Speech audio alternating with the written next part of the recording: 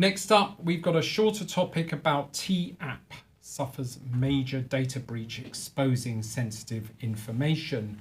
This is a controversial woman-only app, T-Dating Advice app, which has been the centre of a significant data security scandal and has resulted in a mass exposure of sensitive user data, including personal photographs, identification documents. We're now talking about verifying people's ID and their age, and has sparked a widespread concern and class action lawsuit. I mean, Emily, the breaches go on and on. You can imagine this is really a safety app for women. And what's been put into the public domain, and I'll talk a little afterwards about the technical breach itself, because that's actually Can I explain a bit about what the T-App is and why the T-App leak is such a disaster? So the T-App, it's sort of like a red flag sharing app. What does that mean? It started, it was inspired by there are Facebook groups called Are We Dating the Same Man?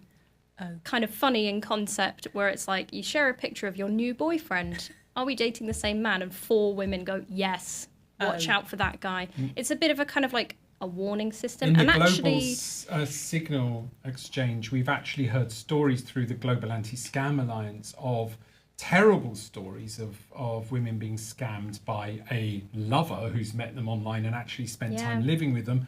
And this was a famous case in Australia, and he was living with multiple people at the same time, and going to work at different times and scamming them out of millions of pounds. Well, the T-App was actually started by a man called Sean Cook in 2022, and he realised that, so his mother had started doing online dating, and he said, I was shocked by how easy it was for catfishers, scammers and criminals to take advantage of women on dating apps, and was concerned by how little traditional dating apps do to protect their users. So he wanted to create a sort of network where women could exchange information and be like, is this guy, is he a hacker? Is he a scammer? Or is he a real person who, I can actually have a good relationship with?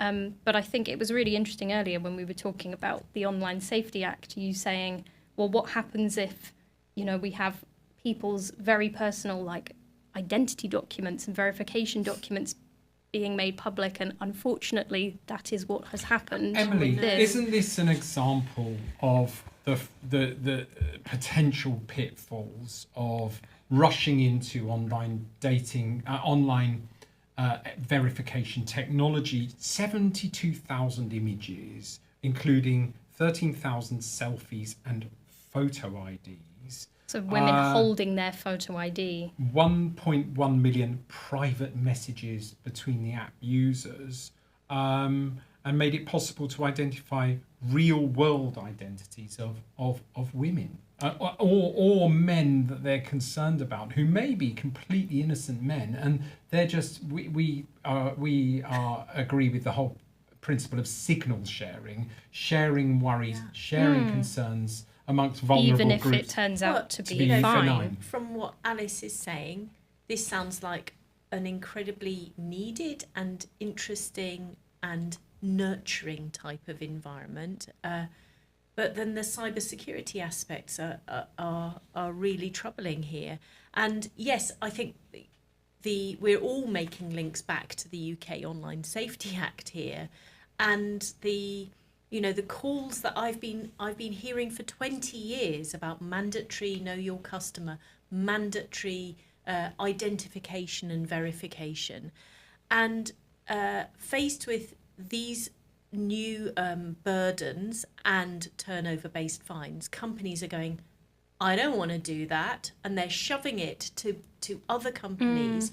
And sort none of us know who these verification companies are. Apps. Yeah. The third-party identity verification apps, and they're not regulated, and this has become a huge sort of gap in the system. Is like everybody's stuff is being held by organisations that nobody knows very much just about. very quickly, this was a big criticism of the UK Online Safety Act, is that rather than, everyone's like, well, are you going to make a centralised government ID verification app or a centralised government VPN. I mean, I don't think they would, but definitely a verification app. And no, it's just outsourced to I other want to providers. talk a bit about the actual Yes, leak could you- itself, yeah. because this is, from my point of view as an engineer, is astonishing. But then we are moving into an era where we don't just want a company whose remit is to look after women to protect their personal information. We're now wanting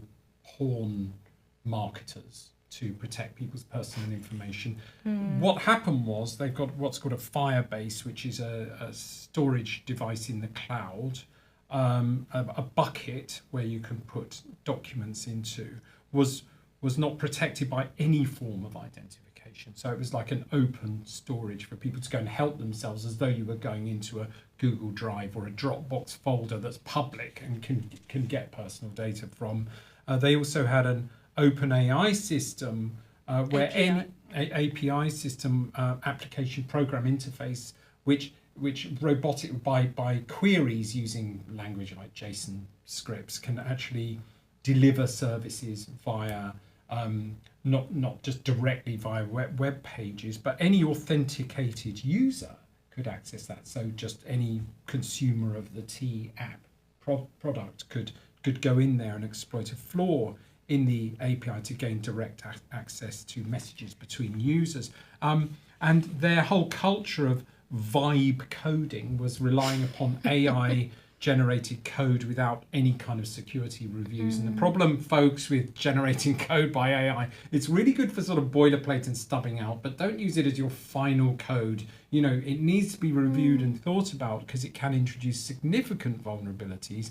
But furthermore, and I'm interested, the presence of older verification photos by women on the system meant that they were not adhering to their own privacy policy document to destroy documents. So there was a lot of old pictures and stuff that they promised shouldn't to get have rid existed of. at all.